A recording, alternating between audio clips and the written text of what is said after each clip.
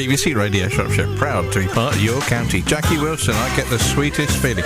So this week I went to sit on a bench, or rather a series of tables, at the cafe in Wellington's Leisure Centre. Had a quick chat with Rita, who's got a house move ahead of her. Has already invited me to another bench, which we hope to be sunny and warm.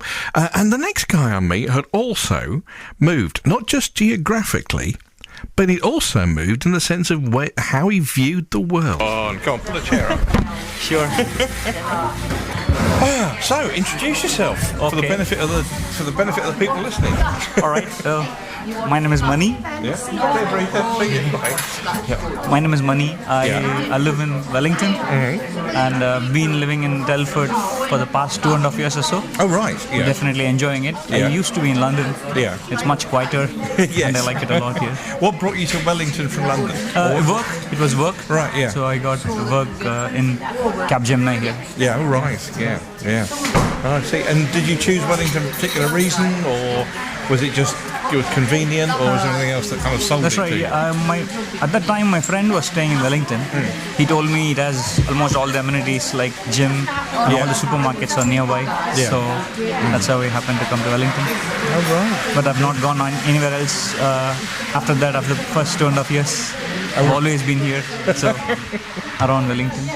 Was it difficult to leave London? I wouldn't say so, because it's a very interesting thing. In London, I was sort of lost. You are just one among million people. Yes, yeah. And millions and millions of people, yeah. And I hated the commute in the train every day morning, standing for about half an hour, 40 minutes in the tube. Yeah. It was like, as it is to get up on Monday morning to go to work is a big thing. Yeah. On top of that, you had to stand up for 40 minutes. And it wasn't good. But I like it here. It was quite, you feel like it was very calm. Oh, great. Well, I'm glad you're enjoying it. Glad you're working out for you. Yeah. I was wondering what else to talk about. But I was just thinking, if you don't mind, I wanted to talk about something in general. Yeah, sure. Definitely, yeah. I just wanted to probably talk about religion and God. I used to be a very religious guy initially. Right. For the first 15 years of my life. And after that, after witnessing the atrocities and the things that happen around us, I really don't believe in it anymore. I'm an atheist. What I wanted to tell was, I feel people should give up the prejudice or bias based on religion or God, simply because you are actually fighting for a concept which you're not even sure if it's there or not. You see a lot of bad things happen around the world. To actually go and fight for it and actually spend so much of your time and life on it, on something that you're not even sure if it exists or not, is somehow doesn't sound reasonable for me. What faith did you used to have? What faith were you? I used to be a Hindu. Right. Yeah. And then I don't believe in a concept called God anymore. I think that life is sort of a random bubble. There's no such thing as, good things will happen to good people, bad things will happen to bad people. Yeah. It's just that we are all here and nothing is guaranteed, everything is uncertain. That's Mani talking about his experience of losing his Hindu faith, or walking away from his Hindu faith. This becomes a bit of a theme later on. There'll be more from Mani next after Whitney Houston. 10:05. So this week I went to Wellington's Leisure Centre, sat on a table in the cafe just to the left of the main front door there. Met some really interesting people, including Mani, who used to be a Hindu and had quite strong views about how he feels religion leads to violence, which is the kind of the next stage of the conversation. If someone were going to make a list of the religions that are most likely to go and fight other people, Hinduism is not going to be at the top of the list. That's true. I know most religions say they're religions of peace anyway. Yeah. But I'm not aware of any major conflicts involving Hindus unless I'm not paying attention. Are there conflicts between Hindus and other religions? That's right. Yeah, it does happen in India. If you see, in general, so there is definitely a sort of a conflict between Hindu and Muslims.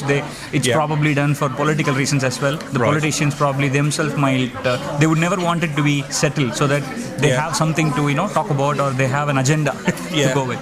So whilst you might not hear in anything in particular about Hinduism, so there is always some sort of a communal tension everywhere you go, and you see in India, not so prevalent in the urban places or anything, but it is still there in people. I wouldn't say everybody is not so open and everybody is not so obviously forward thinking. There is still so many people who are religious, who have their prejudice. I mean, I have nothing against people who follow their faith and do anything about it, but it's only when it comes to a point where you're actually obstructing somebody's life, where it becomes problematic. That's people who do follow a faith would say that you're going to fight for something, or you're standing up for something that you can't even be sure of. People who have a real profound faith would say that they are sure of it. Yes, what I'm saying is, if those people who are so sure of it, and if they're so sure of a concept called God, and they know there is somebody, don't you think it's the God's responsibility to make sure that their religion will be followed? Why are they having to fight? If you're so believing on something, would you rather say, okay, I'm going to leave it aside, and I have a faith. If this God is the supreme one, if my God is supreme one, He will take care of it, won't He? Yes. So that's where I have no problem in people following something and spending their amount of time in prayer. It's all fine, but it's only when you think and you're trying to enforce that mine is better than yours. In some way or other, you are saying you're that, trying to control other people, or trying to influence other people, trying to subjugate other people because of it. Because I mean, the theory is that if God is God, He doesn't need people going around killing on His behalf to be God. Was it difficult for you to leave your faith behind? Was it an issue for your family, or? It isn't actually. It's like probably as much as my parents are still religious. Right. They pretty much go to temple every auspicious occasion.